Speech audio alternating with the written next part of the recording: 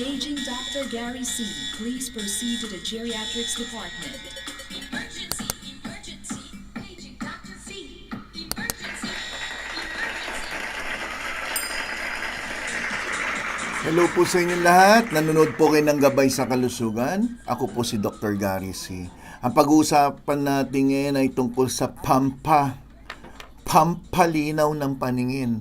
Abay, marami mga senior citizen na, Dok, ang problema ko, blurred ang vision ko. Dok, bakit doble paningin ko? Abay, ang problema, pag nakita kong pasyente na senior na, halimbawa ay nasa 60, 65, at nalaman ko na diabetic mula siya ay 40 years old, sometimes, irreversible na yung problema. Hindi na kahinaan damage na Di ba? Kaya itong pag-uusapan natin, gusto ko sana bigyan ng babala yung mga bata-bata pa. Halimbawa, ang edad mo ngayon, 30, 35, 40. Pero nandiyan ka na sa high risk na magkaroon ng problema sa paningin. Hindi ba maganda ngayon pa lang, alam na natin yung mga dapat nating gawin? Paano natin pangalagaan yung ating paningin? Dahil pagdating mo ng 60, 65, kung katarata lang yan, madali yan. Tanggalin lang natin yung lente, palitan natin bago, ayos na. Pero paano yung mga sakit na meron ka ngayon? Halimbawa, alta presyon, diabetes, at kung ano-ano pa. Kung ito'y napabayaan nyo, na tumaas, nagwala ka, sige pa na sige yung mga matitigas ang ulo dyan na panay pa rin ng yosi, alam na nga diabetic, kain pa ng kain, mahirapan tayong ayusin yan. So, ngayon po, ang pag-uusapan natin, pampalinaw ng paningin, how to improve your eyesight, natural remedies ibig sabihin yung mga pwede nyong gawin ngayon pa lang. Huwag nyo nang intay malabo na, saka kayo maghahanap ng mga, samba yung lecture ni Dr. C tungkol sa mata, pampalinaw. Wag, ngayon pa lang. Okay, bibigyan ko kayo ng mga halimbawa kung ano yung mga pwede nyong gawin na makatulong po sa inyo sa ngayon. So, tips to help you improve your vision naturally. Wala tayong pag-uusapan na gamot. Naturally, Okay, ito na. Number 1. Alam niyo ba yung pagkain ng tama, hindi lang para sa cholesterol yan, hindi lang sa sugar, hindi sa high blood, may kinalaman din sa inyong mga paningin. You have to get the essential vitamins and minerals sa inyong mga kinakain. Mas priority natin yung tamang pagkain kaysa yung uminom ka ng mga tableta o kapsula na mga vitamins. Ang problema, hindi kayo kumakain ng sapat. O kaya mali-mali kinakain nyo, dun nagkakatalo. A good, well-rounded diet is one of the best ways to maintain your eye health and get all the nutrients you need para maganda ang inyong paningin. Yan ang basic. Hindi ka kumakain ng tama para lang sa high blood, sa diabetes mo, sa cholesterol mo, kundi yung mata mo, may kinalaman din yan. Okay. Yung mga sinasabing basic nutrients, madalas niyo marinig vitamin A, pampalinaw ng mata, di ba? Pero hindi lang ang A ang mahalaga pagdating sa vision. Vitamin C, vitamin E, saka zinc na immune booster kailangan nyo. Sa mga pagkain na mayaman sa lutein at yung mga tinatawag na zeaxanthin na kadalasan sa carrot, sa tomato o yung mga kulay pula. Mga kulay orange na mga prutas at gulay. At yung omega-3 fatty acid na kilalang maganda naman na anti-inflammatory, maiwasan ang pagkasira ng mga ugat nyo sa mata, kadalasan sa mga isda. Yung mga taba ng isda, salmon. Yan, di ba? Bangus, pwede rin yan. Yung taba ng bangus. Pero wag nyong ipiprito. Di ba? Then number 2, na dapat yung bantayan. Kakain ka ng tama. Number 2, yung mga sakit na tinatawag na chronic conditions. Chronic conditions, dapat makontrol nyo. Ano yung mga chronic condition? Ito na, napakasimple. Diabetes at hypertension, yung dalawang yan, kilalang-kilala na nagpapasira ng inyong ugat, nagpapasira ng mga nerves, blood flow nyo sa mata pwede maapektuhan. Kaya mataas ang blood pressure, pag sobrang taas, pansinin nyo, pumuputok ang ugat sa mata, mapula ang kanyang mata. Mataas ang sugar, sira din, nagkakaroon ng tinatawag na diabetic retinopathy. Galing sa salitang diabetic, dahil sa taas ng sugar, retina, yan yung pinaka-ugat ninyo sa mata para makakita. Pati, ibig sabihin may disease, sakit sa inyong retina. May paliwanag, di ba? Ngayon, kailangan makontrol niyan hindi lang ng gamot through exercise and diet. ang gamot ay mahalaga, pero kasing halaga ng diet and exercise yung gamot.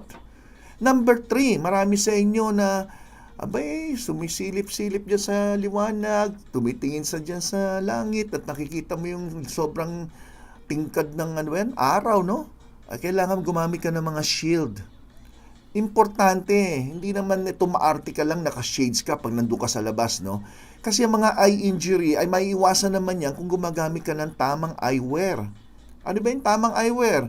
Halimbawa, kailangan yung mga UV, i-protection na natin yung mata nyo, di ba? Gumamit kayo ng mga protective glasses, mga goggles. Kung kayo swimmer, kailangan nyo ng mga goggles. Kung kayo nagmumotor, lahat yan. Marami hong mga nagbumotor na siguro helmet lang ang inaasahan, papasukan ka ng dumi, minsan doon pa nag-uumpisa yung problema. Kaya gumamit kayo ng mga high quality, 100%, hindi yung mga nabibili lang sa bangketa na 50 pesos na shades. Ano yan? 50 pesos na shades? Anong protection mabibigay sa inyo yan? Wala. Protection lang sa talsik ng laway. Dapat gamitin nyo yung mga high-grade, ultraviolet blocking sunglasses every time na kayo ay nasa outdoor. Lalo na pag sobrang tindi ng sikat ng araw. Number 4, matuto naman kayo magpunta sa gym pero hindi para mag-exercise na magbuhat na mabigat. Para sa akin, ang exercise lang, walking, konting unat-unat, yung mga aerobic type of exercise, Zumba, Tai Chi, kembot-kembot ka dyan, mag-TikTok ka dyan, mag-TikTok ka ng mga 30 minutes, bahala ka na kung anong gusto mong gawin, basta gumalaw-galaw ka, para daw hindi pumanaw at para gumanda ang blood flow. Kasama na yung blood flow sa mata nyo. Regular exercise beneficial sa buong katawan natin, pati mata natin. Tandaan nyo po yan. Sa isang journal, isang journal na lumabas 2020, the Journal of Investigative Ophthalmology and Visual Science, nalaman nila, by staying fit, naaalis ang mga problema may kinalaman sa problema sa mata, yung mga macular degeneration, nababawasan yung tsansa niyan. Glaucoma, pati yung diabetic retinopathy. Ito po'y galing na sa journal mismo ng ophthalmology. Yan ay mga pag-aaral na ginawa ng mga doktor sa mata. Then number 5, kung kayo naninigarilyo, please stop mo na yung paninigarilyo. Maski vape. Mga nagsasabi, okay naman, vape naman to. Naku naman, alam na nga natin na hindi healthy ang mga yan. Sigarilyo, vape, pareho lang yan para sa akin. Meron din yung mga chemicals na hindi nyo lang alam sa ngayon kung anong epekto dahil bago-bago pa lang yan. So, stop smoking. Bakit? Pag tumigil ka ng pagsigarilyo, in-increase na to yung sigarilyo, in-increase niya yung risk na magkaroon ka ng mga katarata, glaucoma at age-related macular degeneration. So, pag tumigil ka ng sigarilyo, di nawala lahat yung mga risk na yan, di ba?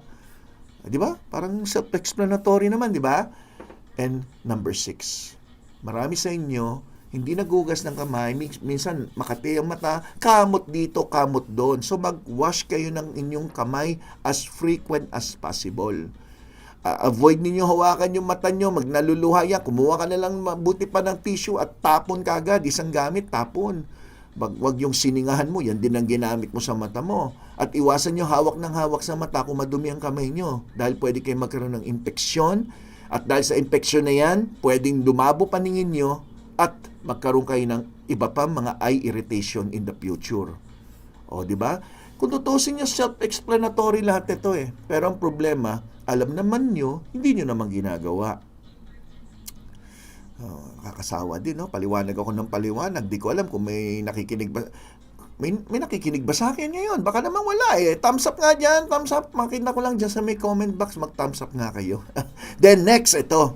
Mabuhay tayo lahat sa 20-20-20 rules. Ano yung 20-20-20? Pag sinabing 20-20-20, 20 minutes ka, naggagawa dun for example sa laptop mo o nanood ng TV. Tapos, after 20 minutes, 20 feet ang layo, titingin ka for 20 seconds bago babalik ka ulit sa iyong ginagawa sa panonood ng TV o sa mga paggamit ng cellphone. So, maximum lang na paggamit ng cellphone na tuloy-tuloy, dapat 20 minutes. Then, pahinga muna ng 20 seconds. Huwag ka mag-alala, 20 seconds lang naman eh. Hindi naman 20 minutes ka rin hindi magsa-cellphone eh. 20 seconds lang. Ang gagawin mo lang, titingin ka ngayon sa malayo. So, halimbawa, ito, nandito ako, nakatingin ako sa laptop ko, may ginagawa ko. May 20 minutes na, titingin ako ng malayo. Mga 20 seconds. Bilangan natin ng 20 seconds. 1, 2, 3, 4, 5, 6, 7. 20 na. Kasi yung iba sa inyo, alam ko, mainipin biglang lilipat na naman ng iba yan manunod sa ibang doktor yan Shh, dito lang kayo ha. Okay, so ganun ang gagawin natin when you're looking in a digital screen. Shift your gaze away at least 20 minutes. Mali. Kung 20 minutes ka nanood, 20 seconds ang layo lang ng tingin ng ang tingin ka ng 20 feet ang layo, 20 seconds lang yung tagal. Ayan.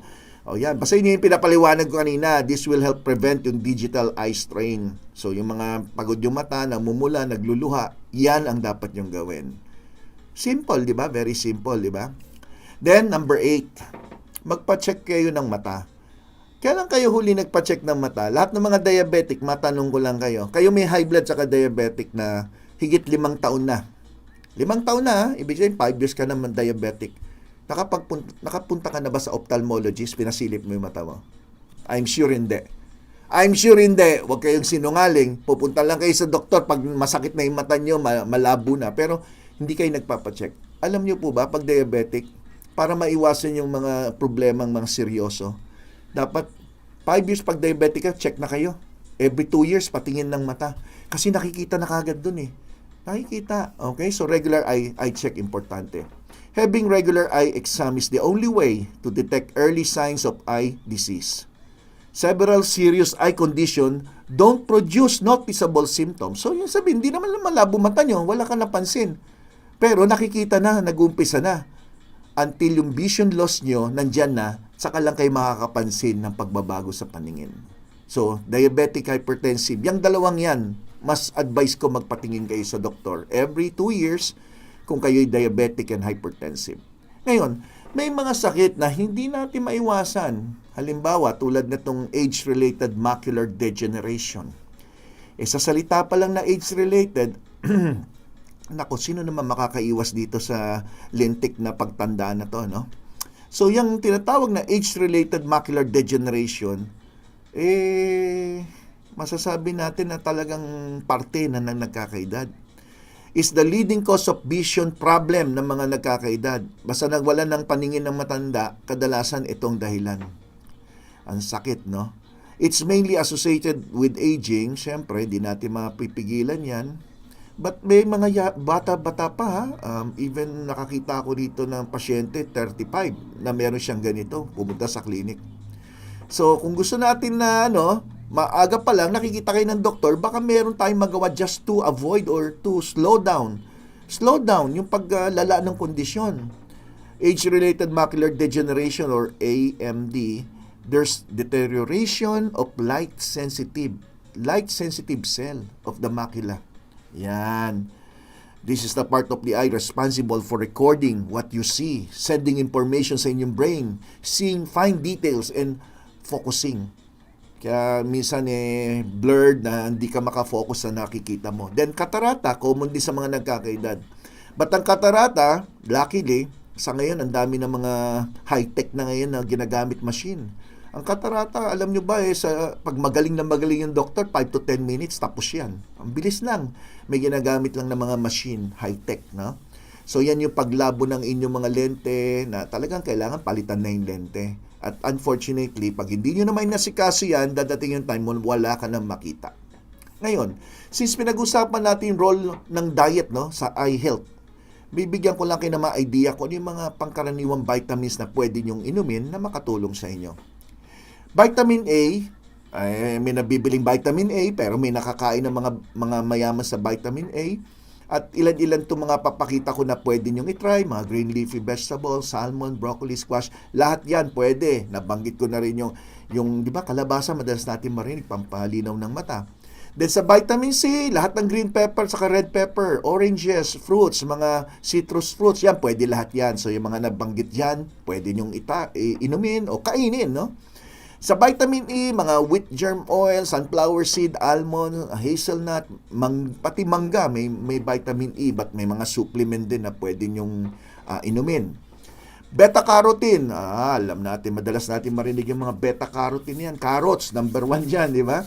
Sweet potato, pumpkins, turnip, mustard greens, lahat yan. Lutein naman, yung egg yolk. Yan yung pinaka-common na pwede yung na hindi na bad cholesterol yan. Kung egg yolk na hard boil, pwede kayo niyan. May lutein yan, saka itong binanggit ko na zeaxanthin na makakatulong sa paningin. Good news yan, di ba? Egg yolk. Then zinc, ay siyempre mga seafood, mayaman sa zinc. Okay, seafood, crabs, medyo mahal yan, Doc. Basta, di mag-supplement ka na may zinc. Usually, 25 to 50 milligrams a day lang naman yan, no? Then, mga pagkain na ito, mga nakikita nyo ngayon, spinach, carrots, yan. Yan, tingnan nyo na. Naku, masarap yata ng dark chocolate. Naku, may antioxidant effect daw na maganda sa mata. Broccoli, strawberry, all of the fruits naman and vegetable, safe naman kainin at pwede makatulong sa paningin nyo. Pero may mga talagang kilalang kilala, tulad ng bilberry, di ba? Kilala yan? May nabibili ng supplement na bilberry 500 o 1,000 milligrams. Ako usually binibigay ko yung 1,000 milligrams, 1 capsule a day. Because of this anthocyanin na content na itong antioxidant, ang laki na itutulong nito sa paningin, particularly by improving the blood flow sa inyong mata. Ano pa? Green tea. Yung pag-inom ng green tea, na lecture ko na po yan, ano yung mga tumutulong yan na iwasan yung oxidative change. Inaalis niyan yung mga free radicals na nakakasira sa mga cells. So, makakatulong ang pag-inom ng green tea sa mga may chronic diseases tulad ng glaucoma, catarata. May antioxidant effect niyan na napakaganda at subok na pati sa cholesterol pwede makatulong. Then turmeric, marami nagtatanong, Doc, okay ba uminom ng turmeric? Pwede naman kung gusto nyo. Wag lang kung kayo'y medyo sensitive ang sikmura dahil minsan may mainit na effect yan Turmeric, ginger, halos magkamag-anak yan, no? So nakakatulong din yan para ang inyong lente ay maging sharp and accurate ang inyong paningin. So pwede rin, wala namang problema. Ang turmeric, meron siyang kilalang curcumin. Yan yung main ingredients ng turmeric, yung curcumin. Yung parang ginagawa niya sa chicken curry, di ba? At nalaman niya effective yan. Lalo na kung kayo may dry eyes. Alam mo yung dry eyes, yung palaging tuyo yung inyong yung mata. Dahil sa tuyo, mahapdi. Yan, pwede. At isang kilala din, ginkgo biloba. Ang ginkgo biloba, pwede rin makatulong sa blood flow ng inyong retina. So, nakakatulong yan sa mga light-sensitive problem ng inyong paningin. So, may mga studies na nakakatulong itong mga ito. Lalo na yung mga diabetic na pumapangit ang blood flow, pwede makatulong ang ginkgo biloba. And lastly, grapeseed. May nabibiling grapeseed extract. Pwede rin niya makatulong. Main purpose niyan ay tumutulong siya because of its antioxidant effect at tumutulong din siya na ma-improve ang blood flow. Bukod doon, meron siyang parang anti-allergy, antihistamine, kaya maganda sa mga medyo teary or nangangati ang mata. So, yan yung mga supplement na pwede nyong inumin. Safe naman kung gusto nyong inumin. But still, like ko sinasabi, pag kayo may mga ganyan, pumunta kayo sa nararapat na doktor. So, kung mata, syempre, punta ka sa ophthalmologist. Hindi sa optometrist. Yung optometrist, para sa pagsuot lang ng mga grado ng mata yun. So, pag sinabi ng ophthalmologist mo, wala namang problema. Kung problema lang tayo sa, kailangan mo lang gumamit ng salamin, dito ka pumunta sa optometry kung gusto nyo. Di ba? Again, lagi ko sinasabi, pag may nararamdaman kayo na iba, pumunta sa doktor, magpasuri. Huwag magsa-self-medicate. Dahil yung labo ng mata nyo, hindi natin alam kung yan ay glaucoma ba, kung yan ba ay may kinalaman sa katarata o yan ba'y may kinalaman sa macular degeneration, dapat malaman mo na para mabigyan kayo ng payo na nararapat sa inyo. Okay po ba? Okay. So maraming salamat sa lahat ng mga nanood at yung mga hindi pa nakasubscribe. Gabay sa kalusugan. Ako po si Dr. Gary C. Huwag nyo rin kalimutan mag-click do sa notification bell at i-thumbs up nyo ang aking lecture kung naibigan nyo. At huwag nyo rin kalimutan yung I Heart GSK dyan sa baba sa comment box as a sign of your love and support sa aking channel. Okay po ma? Okay. So maraming salamat po sa inyo lahat. Ako po si Dr. Gary C, ang inyong gabay sa kalusugan. Bye-bye!